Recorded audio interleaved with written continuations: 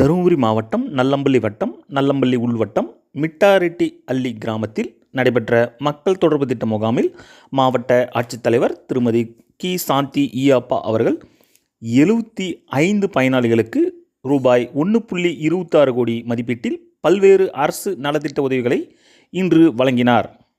அரசு மக்களின் உயர்வுக்காக திட்டங்களை அறிவித்து செயல்படுத்தி வருகின்றது. அத்தகைய திட்டங்களை பொதுமக்களும் முழுமையாக அறிந்து பயன்பெற வேண்டும் என மாவட்ட ஆட்சியர் கேட்டுக்கொண்டுள்ளார்.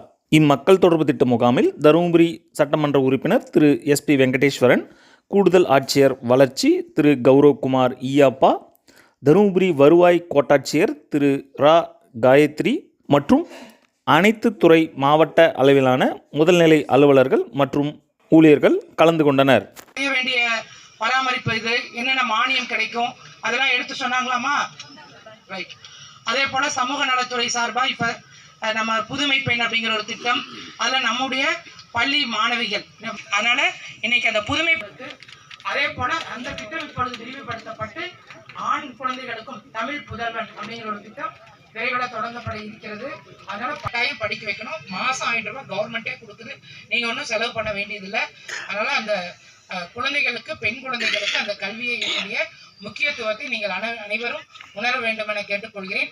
கூட உங்களுடைய பகுதிக்கு வரக்கூடிய வேளாண்மை உதவி அலுவலர், தோட்டக்கலைத்துறையினுடைய உதவி அலுவலர், மாது தாப்பனார் பெயர் கோபால், சின்னரெட்டி அள்ளி பட்டா. மாது தாப்பனார் பெயர் குஞ்சு, சின்னரெட்டி அள்ளி பொன்னுசாமி.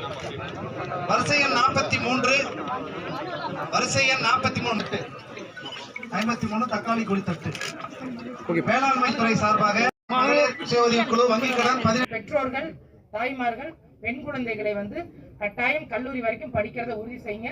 அதனால கண்டிப்பா பெண்ணினுடைய திருமண வயது 21, 18 ஆன உடனே, 17 ஆன உடனே கல்யாணம் பண்ணி வைக்கணுங்கிற அந்த நிலைமையை கண்டிப்பா நீங்க மாத்தணும்.